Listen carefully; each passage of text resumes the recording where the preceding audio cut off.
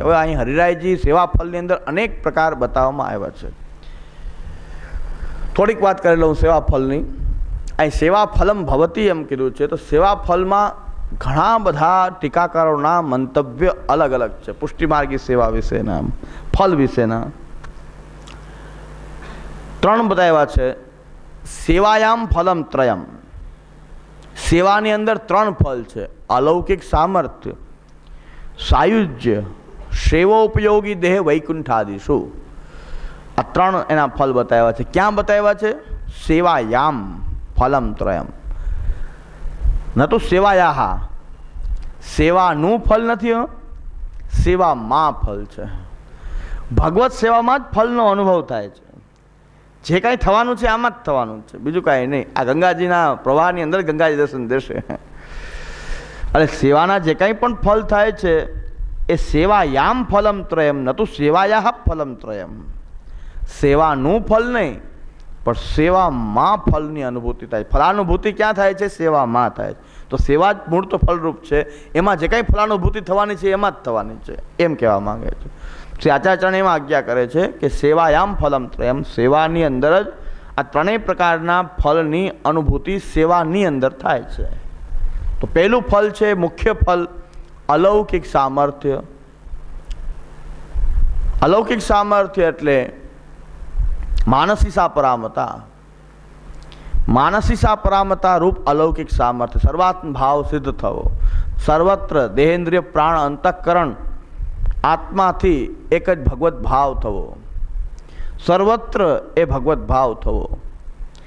અને માનસી સાપરામતા ચિત્તની અવ્યવહિત ચિત્તની પ્રભુની અંદર એ પરોવાઈ જવું, એ માનસી સાપરામતા। તો કોઈ પણ પ્રકારના વ્યવધાન વગર, જેમ નદીમાં બધી નદીઓ સાગરમાં ભળી જાય છે, પોતાનું રૂપ અને નામ જે વિલીન કરી દે છે, એમ ભગવાનની અંદર ચિત્તનું પ્રવણ થઈ જવું। આપણું ચિત્તનું પ્રવણ કેવું છે કે આપોઆપ થાય છે, સેવા કરતાં કરતાં થાય છે। આપણે ધ્યાન લગાડીને ચિત્તને ભગવાનમાં લગાવવા જશો તો ક્યારેય લાગશે નહીં। ચિત્તને બસ લગાવવાની સાધના કરો, મારું ચિત્ત ભગવાનમાં, બીજે ક્યાંય જવું જ ન જોઈએ, બીજું જવું જ નહીં, એમ નહીં થાય। પણ પ્રેમપૂર્વક ભગવાનની સેવા, તનુવિત્તજા સેવા કરવાથી જ ચિત્ત આપોઆપ પ્રભુમાં પરાયણ થાય છે। તો આપણું પ્રવણ કેવું છે કે ચિત્તમાં પ્રભુ પ્રવણ થાય છે, આપણા ચિત્તમાં જ પ્રભુ પધારે છે, કે હવે ચિત્ત બીજે ક્યાંય જઈ શકતું જ નથી, પ્રભુ એની અંદર પધારે છે ચિત્તમાં। એકબીજામાં પરોવાઈ જવું, જેવી રીતે દોરો જે છે એ જે મોતી કે મણીમાં પરોવાઈ જાય, એકબીજાથી જોડાઈ જાય, એમાંથી છૂટા ન પડી શકે, એવી જે સ્થિતિ એ છે માનસી સાપરામતા કયો, અલૌકિક સામર્થ્ય કયો, ફલ નિરોધ કયો। તો એવી જે સ્થિતિ જે છે પ્રાપ્ત થવી સેવામાં, એ અલૌકિક સામર્થ્ય છે। આ લૌકિક સામર્થ્ય નથી, પણ આ લોકમાં રહેવા છતાં કંઈક અલૌકિક સામર્થ્ય પ્રકટ થઈ રહ્યું છે। આવું ભગવત સમર્પણ, પૂર્ણપણે ભગવત સમર્પિત થવું, સમર્પણની પરાકાષ્ઠા, આજે નિરોધ થઈ જવો પ્રભુમાં, એ સમર્પણ જે છે એ આપણે નિરોધ લક્ષણની અંદર ફલ નિરોધના રૂપમાં કહેવામાં આવે છે। તો એ એવી ચિત્તની ભગવત પ્રવણતા એ અલૌકિક સામર્થ્ય છે। અને 2 જે છે સાયુજ્ય અને સેવા ઉપયોગી દેહ, વૈકુંઠાદિ લોકમાં સેવા ઉપયોગી દેહ, એ 2 દેહાંતર પ્રાપ્ત થતા ફલ છે। આજીવન કથા ભક્તિ કરનારને સાયુજ્ય પ્રાપ્ત થાય છે, અને સેવા કરનારને વૈકુંઠાદિક લોકમાં સેવા ઉપયોગી દેહ પ્રાપ્ત થાય છે। કથા ભક્તિનું ફલ સાયુજ્ય છે, શરણાગતિનું ફલ સાયુજ્ય છે। આ સાયુજ્ય કેવું? પુષ્ટિ સાયુજ્ય, પુષ્ટિ માર્ગમાં સાયુજ્ય કેવું કે જેને સાયુજ્ય થાય તો ભગવાનની અંદર પ્રવેશ થાય, પછી પ્રભુ ઈચ્છે ત્યારે એને બહાર અલગ પ્રકટ કરીને એ સ્વરૂપાનંદનો અનુભવ કરાવે, અને પુનઃ પાછા પ્રભુની અંદર, પોતાની અંદર એને સ્થાપિત કરી દે। એટલે મધ્ય લીલાનો અનુભવ તો આ સાયુજ્યમાં રહેલો છે। મર્યાદા માર્ગીય સાયુજ્યની અંદર તો ભગવાન અંદર પ્રવેશ થઈ જાય પછી પાછો લીલાનો અનુભવ એને થતો નથી। આટલું ફેર છે મર્યાદા માર્ગી સાયુજ્ય અને પુષ્ટિ માર્ગી સાયુજ્યમાં, આટલો ફરક છે। પણ સાયુજ્ય ફલ ક્યારે છે? દેહ છોડ્યા પછીનું।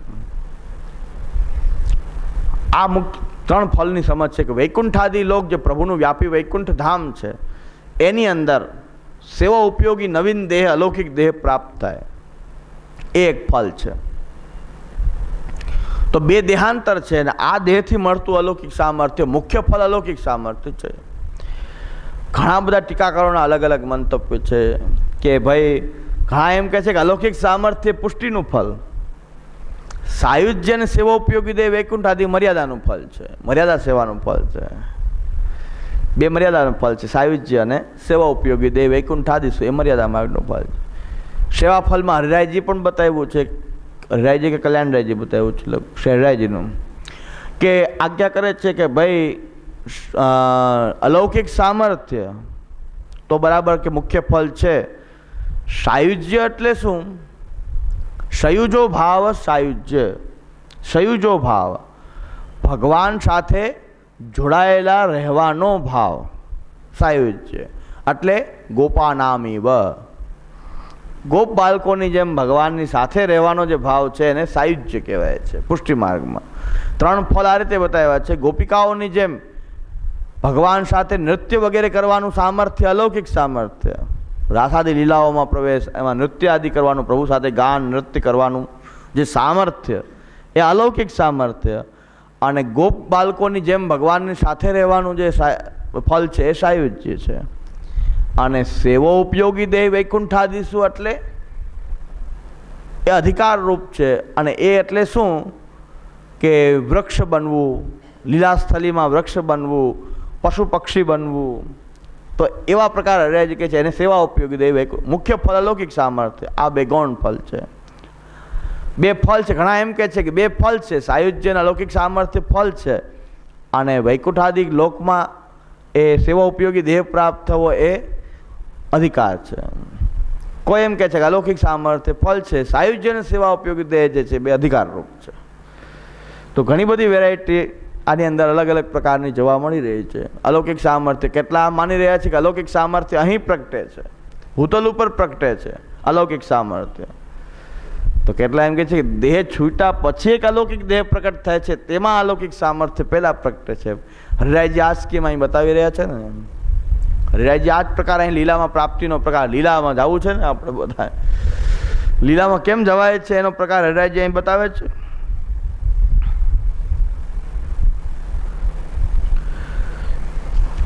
બીજા પેરેગ્રાફમાં ઇદાનીનંતરાનામપી તત્પ્રતિષ્ઠાપિત સ્વરૂપસ્ય તદુક્ત માર્ગમ મર્યાદયા તયા જ્ઞાનપૂર્વકમ અછિદ્ર સેવયા દેહાંતે અનુગ્રહ બલેન અલૌકિક દેહે જાતે. દેહ છૂટા પછી એક અલૌકિક દેહ મળે છે, यहाँ અલૌકિક સામર્થ્ય છે. અને ઘણા આપણે બધા ઘણા ટીકાકારો એમ પણ કહે છે કે આ દેહથી અલૌકિક સામર્થ્ય પ્રકટ થાય છે.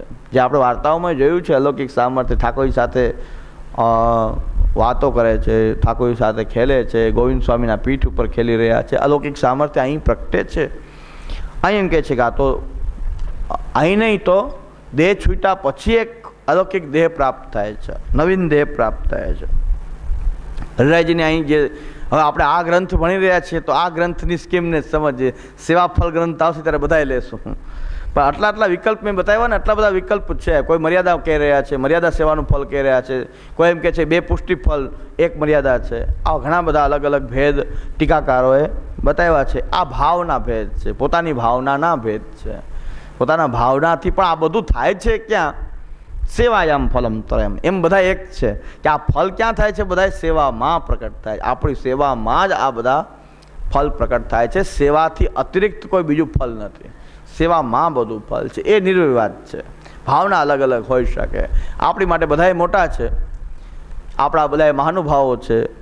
મહાપ્રભુજીની વાણીનું બધાએ ખૂબ ચિંતન મનન કર્યું છે. આપણી માટે બધા આદરણીય છે, કોઈની પક્ષપાત નથી. પણ અત્યારે આ ગ્રંથમાં જ્યારે આપણે સમજી રહ્યા છીએ તો આ ગ્રંથમાં સેવાફળની શું સ્કીમ બતાવી છે, કઈ પ્રકારથી સેવાફળ થાય છે એ અહીં બતાવ્યું છે. તો અહીં છે કે ઇદાનીનંતનાનામપી તત્પ્રતિષ્ઠાપિત સ્વરૂપસ્ય તદુક્ત માર્ગ મર્યાદયા તયા જ્ઞાનપૂર્વકમ અછિદ્ર સેવયા ઇતિ દૃષ્ટાંત ન્યાયન અહીં બતાવ્યું છે કે આજના જે જીવો છે ઇદાનીનંતનાનામપી તત્ પ્રતિષ્ઠાપિત સ્વરૂપસ્ય, જે વલ્લભકુલ દ્વારા સ્થાપિત જે સ્વરૂપ છે એ સ્વરૂપની માર્ગની મર્યાદા અનુસાર સેવા કરવાથી, એ પણ પાછું જ્ઞાનપૂર્વક, સેવ્યના જ્ઞાન સ્વરૂપનું, સેવાના સ્વરૂપનું જ્ઞાન એ જ્ઞાનપૂર્વક અછિદ્ર સેવયા, કોઈ પણ પ્રકારના વ્યવધાન વગર જો સેવા આખા જીવન પર્યંત જો કરતા રહે આ મર્યાદા અનુસાર, તો દેહાંતે, એનો જ્યારે દેહ છૂટે ત્યારે અનુગ્રહ બનેન, જો સમજી કેવી રીતે દેહ છૂટે પછી ભગવાનના અનુગ્રહ બલથી એક અલૌકિક દેહ પ્રાપ્ત થાય છે, એક અલૌકિક દેહ પ્રાપ્ત થાય છે. એ દેહની અંદર પુરુષોત્તમ આવિર્ભાવ યોગ્યતાયામ જાતાયામ, એ દેહની અંદર ભગવાન પ્રવિષ્ટ થઈ આવિર્ભાવ ભગવાનનો થઈ શકે એવી યોગ્યતાવાળો દેહ, કે જેમાં ભગવાન પ્રકટ થાય, આવિર્ભાવ થાય એની અંદર, એવો દેહ જે છે એને પ્રાપ્ત થાય છે. તત્ર તદા આવિર્ભાવો ભવતી, ત્યાં ભગવાનનો આવિર્ભાવ થાય છે. તદા પ્રેમ આસક્તિ વ્યસન ક્રમેણ, અને ત્યારે પહેલાં પ્રેમ થાય છે, આવિર્ભાવ થાય ભગવાનનો એટલે પહેલાં પ્રેમ અવસ્થા, પછી આસક્તિની અવસ્થા પ્રાપ્ત થાય છે, પછી વ્યસન અવસ્થા પ્રાપ્ત થાય છે, અને પછી સ્વ અધિકારાનુરૂપેણ, પછી જેવો એનો અધિકાર છે એ પ્રમાણે એને સ્વમાર્ગીય સેવા ફલનો અનુભવ થાય છે. દેહાંતે, દેહ છૂટ્યા પછી આ બધી પ્રોસેસ થાય છે, અલૌકિક દેહ પ્રાપ્ત થાય છે. પછીમાં પ્રેમ, ભગવાનનો આવિર્ભાવ એ દેહમાં થાય, પછી પ્રેમનો અનુભવ થાય, આસક્તિનો અનુભવ થાય, વ્યસનનો અનુભવ થાય, અને પછી જે ભગવાન એને ફલ આપવા ઈચ્છે એવું ફલ એને એ અલૌકિક દેહથી એ બધું ફલ એને, સેવાનું ફલ એને પ્રાપ્ત થાય છે. ક્યાંય માલા પીરામણી બતાવી નથી હો. જોઈ લો આમાં ક્યાંય કીર્તન, માલા પીરામણી, રજા દેવાનું કાંઈ આવતું, દેહાન, દેહ છૂટો પછી શું શું થાય બધું બતાવ્યું છે. માલા પીરામણી કરવી પડે એવું ક્યાંય આપ્યું નથી. એટલે હું દોષિત નથી, ખોટો મારી પર કોઈ રોષ કરતા નહીં. ઘણાને ખીચ તો બહુ ચડતી હોય, પણ શું થાય, હરિરાયજી જ કહી રહ્યા છે આમાં માલા પીરામણી ક્યાંય લખ્યું નથી કે માલા પીરામણી થશે, પછી રજા દેવાશે, બધા જય શ્રી કૃષ્ણ કરશે, બધા કીર્તન બોલાવશે, સર્વૈષ્ણવને 3 વાર જય શ્રી કૃષ્ણ કરવા પડે, પછી ગોલોકધામમાં ગયા હોય એ જીવ પાછા ચુંબકમાં આવે, એ ચુંબકમાં જય શ્રી કૃષ્ણ સાંભળે, પછી પાછા જાય, રજા દીધી, હવે બરાબર રજા દીધી એમ. તિલક હોય ને, તિલક કરે બધાને, પછી ચુંબકમાં થોડુંક તિલક આમ કરે, લાવ્યા હોય ને હે તો ક્યાંક બીજે વળગી જાય, બીજું શું હતું. એ તો ભટકતા હોય ક્યાંક બીજે પ્રવેશ થઈ જાય. અગ્નિ સ્વરૂપ તો હોય ને બાલક, અગ્નિ સ્વરૂપ હોય તો એમાં પ્રવેશ થઈ જાય. હા હે હા બધા સરખા છે. ગોસ્વામી બાળકોની મારપણી થવી જોઈએ, અને જે બાળકોએ આની અંદર પ્રોત્સાહન કરી શકે પુસ્તક દ્વારા કે કોઈ પોતાના ભાષણ પ્રવચન દ્વારા, એની તો ગલીએ ગલીએ નાકે નાકે માળાપણી થવી જોઈએ. ખરેખર કૃષ્ણએ શું ગુનો કર્યો, ગરીબની બહુ ને ભાભી કે દેવું થયું, એની માળાપણી ચાલુ કરી. ગોસ્વામી બાળકોની માળાપણી થવી જોઈએ ખરેખર. આ સિદ્ધાંત હોય તો બે ને બધી બાળકોને કોઈ થતી નથી. માળાપણી માર્ગમાં બધા સરખું લાગે છે.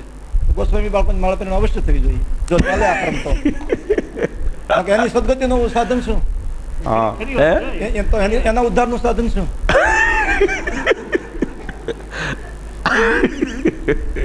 સાચી વાત તો છે, શું થાય હવે.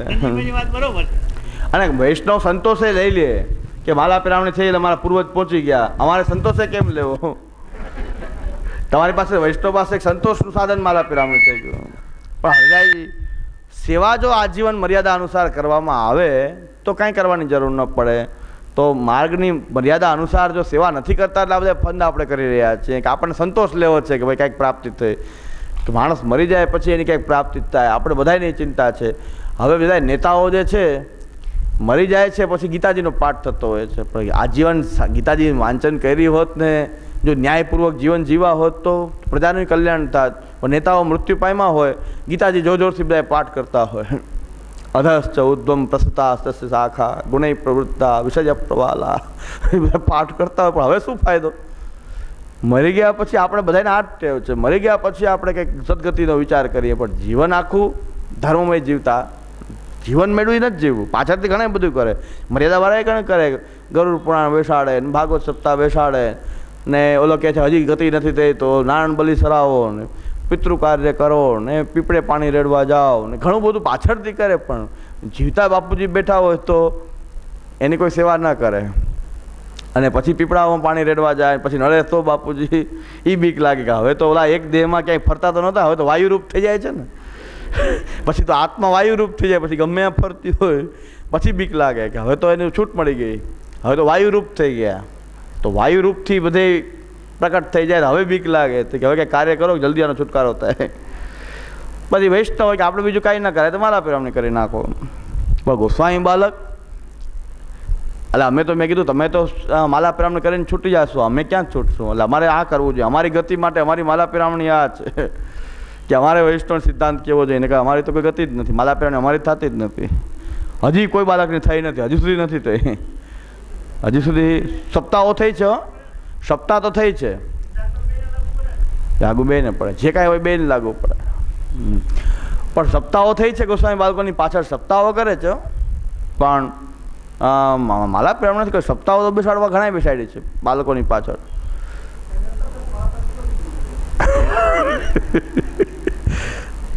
તો જ નથી, આમાં બધી આ ડિંડક છે, હવે આમાં કાંઈ થોડું કાંઈ થાય. એટલે આ કોઈ સિદ્ધાંત જ નથી, એક હોય કે 10 હોય, માલા પેરામણી સિદ્ધાંત નથી. પછી 10 કરો કે 20 કરો કે 50 કરો, કોઈનું કાંઈ થવાનું જ નથી. તો પછી થવાનું તો આ પ્રકારે થવાનું જે હરિરાયજી બતાવે છે અહીં. એક થાય છે તો કેવી રીતે થાય છે કે પ્રેમ આસક્તિના વ્યસનના ક્રમથી અધિકારાનુરૂપેણ તમે સેવા કરી છે, એ સેવા કરવાને કારણે તમને મહાપ્રભુજીની મર્યાદા પ્રમાણે કરી હોય, ઉલ્લંઘન ન કર્યું હોય, અછિદ્ર સેવા, એ સેવાના કારણે ભગવાનના અનુગ્રહ બલથી એક નવીન દેહ તમને પ્રાપ્ત થાય છે. એ દેહની અંદર ભગવાનનો આવિર્ભાવ થાય છે. એ આવિર્ભાવ થવાથી પ્રેમ આસક્તિ વ્યસન એ ભક્તિની અવસ્થાઓનો અનુભવ થાય છે, અને તત્પશ્ચાત ભગવાન જે એને ફળ આપવા ઈચ્છે છે એ ફળની એને પ્રાપ્તિ થાય છે. અત્રત્ય ક્રમો અગ્રે વિવેચ્ય, એનો ક્રમ આગળ બતાવવામાં આવે છે. તો અહીંમાં આ ક્રમ બતાવ્યો છે, આ પ્રકારનો ક્રમ સેવા ફળનો અહીં લેવાનો છે. ઘણી બધી અલગ અલગ પ્રકાર સેવા ફળના છે, પણ અત્યારે આપણે આ ગ્રંથ કરી રહ્યા છીએ તો એ પ્રકાર હરિરાયજી શું આમાં બતાવે છે, કેવી રીતે ફળ થાય છે એ આપણે અહીંયા જોઈએ.